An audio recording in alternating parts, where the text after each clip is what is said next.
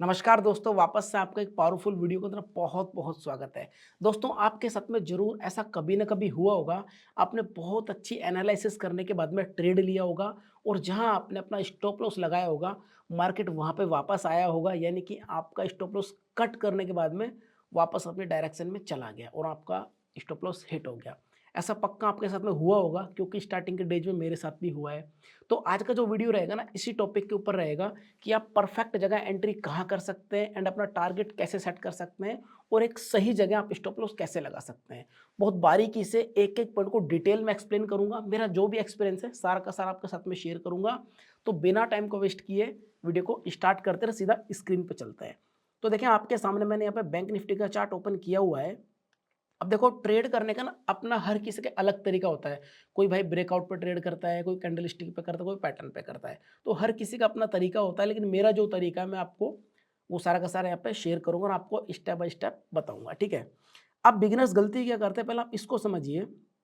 मान लीजिए आप फॉर एग्जाम्पल, सिर्फ और सिर्फ एग्जाम्पल की बात कर रहा हूँ मैं, ठीक है। मेरा जो तरीका है वो मैं आपको बता रहा हूँ, बाकी हर किसी का अपने का अलग तरीका होता है। अगर मान लीजिए कोई व्यक्ति यहाँ पे ट्रेड कर रहा है ब्रेकआउट पे, ठीक है। मान लीजिए यहाँ पे इसने ये ब्रेकआउट किया, ठीक है। अब गलती क्या करते हैं हम, जो कैंडल ब्रेकआउट करती है ना, देखिए इसमें इस वाली कैंडल ने ब्रेकआउट किया, ग्रीन वाली ने, ठीक है। और उसके नीचे हम स्टॉप लॉस लगा देते हैं और होता क्या, स्टॉप लॉस हमारा हिट हो जाता है, जैसा इस केस में हुआ है। यहाँ पे ब्रेक किया और यहीं पैसे लगा दिया, वापस इसने 3 रेड कैंडल बनाई, स्टॉप लॉस कट, लॉस हमारा हो गया और मार्केट वापस अपने डायरेक्शन में निकल गया। अब सही जगह कैसे स्टॉप लॉस लगाते हैं इसको आप समझिए। मैं आपको एक दो यहाँ पे एग्जांपल दे देता हूँ। थोड़ा सा हम बैक साइड चलते हैं। अब मेरा जो एक्सपीरियंस है वो मैं आपको बता रहा हूँ। अगर मैं यहाँ पे ट्रेड करता, ठीक है, या फिर मैंने किया होगा ब्रेकआउट पे, तो मैं किस तरीके से स्टॉप लॉस अपना लगाता हूँ। यहाँ पे पहले मैं ये ड्रॉ कर लेता हूँ रेसिस्टेंस, ठीक है। रेसिस्टेंस मैंने ड्रॉ किया। अब देखिए, रेसिस्टेंस को जब इस वाली कैंडल ने ब्रेक किया है ना, ये ग्रीन वाली कैंडल है, ठीक है। तो मेरा जो तरीका होता है वो रहता है कि भाई पहली जो कैंडल कंप्लीट बन गई, ठीक है, इससे हमें कोई मतलब नहीं है। अगली जो कैंडल है, ठीक है, या तो इसके ऊपर ओपन हो, ठीक है, बात को ध्यान से सुनना, या तो इसके ऊपर ओपन हो या फिर इसके ऊपर क्लोज हो। अगर इसके ऊपर ओपन हो गई तो मैं हैंड टू हैंड अपना एंट्री बना लेता हूं। अगर मान लीजिए कैंडल नीचे कहीं ओपन हुई है, ठीक है, और इसके ऊपर क्लोज हुई है, फिर मैं अपनी एंट्री बनाता हूं, यानी कि थोड़ा पेशेंस रखता हूं और अगली जो कैंडल होती है वो उस पर मैं डिसीजन लेता हूं कि मुझे यहाँ पे एंट्री लेनी है नहीं लेनी, ठीक है। अब देखिए, यहाँ पे पहली कैंडल बनी, अगली जो कैंडल इसके ऊपर ओपन हुई है और ऊपर ही क्लोज हो गई, तो सिंपल यहाँ पे एंट्री बन गई और कितना अच्छा हमें यहाँ पे बहुत शानदार सा मूव हमें मिला है। अब बात करते हैं स्टॉप लॉस की। भाई एंट्री तो हमें मिल गई, अब स्टॉप लॉस कहाँ रखना होता है, बिल्कुल परफेक्ट। देखो, जिस कैंडल ने ब्रेक किया है, ठीक है, मैं बात कर रहा हूँ ब्रेकआउट की, ठीक है। जिस कैंडल ने ब्रेक किया है, आप यहाँ पे देखें, जो लो कैंडल ने लगाया है वो लगाया है यहाँ पे, ये हमारा 57,910, ठीक है। आप कुछ नहीं, इससे 10 या 15 पॉइंट आप नीचे रख लीजिए एसएल, ठीक है।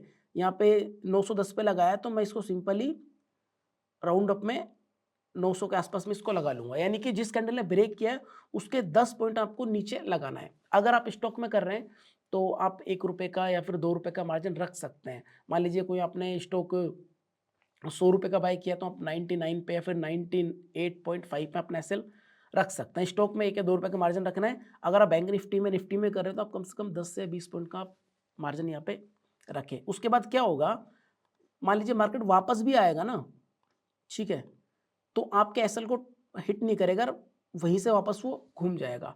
ये बात मैंने की यहाँ पे ब्रेकआउट के बारे में। हम थोड़ा एक दो एग्जाम्पल और देख लेते हैं।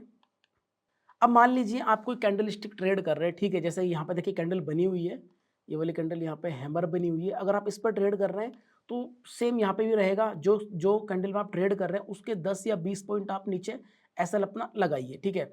और साथ में आपको एक पॉइंट का और ध्यान रखना, मैं आपको बता देता हूँ, थोड़ा मतलब प्रो लेवल की चीज़ है, लेकिन इसको आप ध्यान से समझें, आपको समझ में आ जाएगा। हर केस में ऐसा नहीं होता कि जो हमने कैंडल पर ट्रेड लिया है उसके 10 पॉइंट हमें नीचे ही लगाना है। जैसे कि मान लीजिए यहाँ पे कैंडल ने लो लगाया, हम यहाँ पे 10 पॉइंट नीचे लगा लेंगे, ठीक है। कभी कभी ऐसा नहीं होता, आपको साइड का भी देखना पड़ेगा। अगर वहाँ पे साइड में कोई रेंज है या फिर कोई किसी कैंडल ने उससे ज़्यादा लो लगा रखा है तो आप उसका एसएल रख सकते हैं।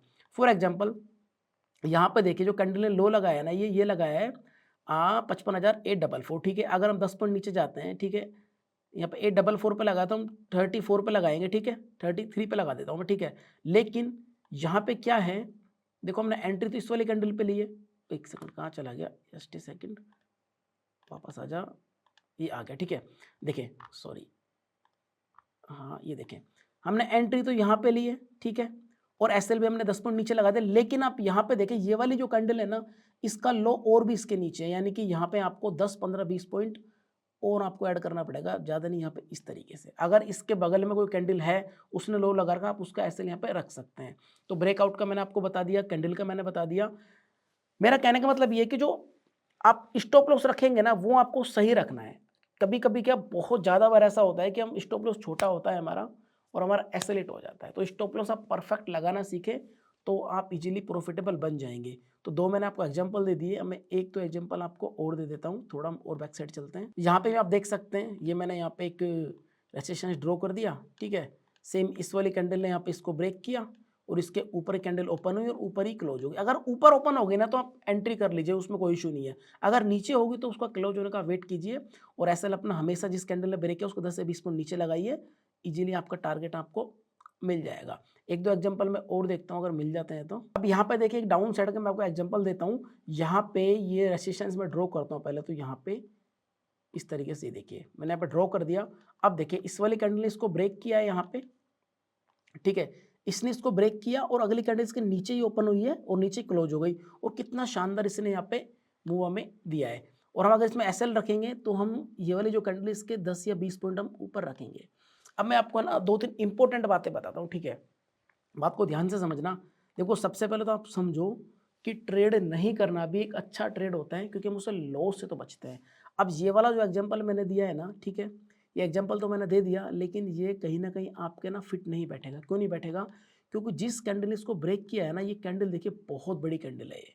ये कितना पॉइंट की कैंडल है आप देखिए, यहाँ से ये कैंडल स्टार्ट हुई है, साइड में देखिए 55,747 थोड़ी सॉरी 43 हाई है इसका और ये 56.5, यानी कि काफ़ी बड़ी कैंडल है ये। अब देखो आपको एक दो है ना मैं बहुत इंपॉर्टेंट बातें बता दूं, हमेशा याद रखना। एग्जांपल तो मैंने आपको दे दिया, लेकिन अब ये वाली जो कैंडल है ना, ठीक है, मैंने बताया आपको भाई इसने ब्रेक यहाँ पे ट्रेड ले सकते हैं, लेकिन कभी कभी क्या गलत भी हो जाता है। गलत कैसे हो जाता है मेरी बात को ध्यान से समझिए।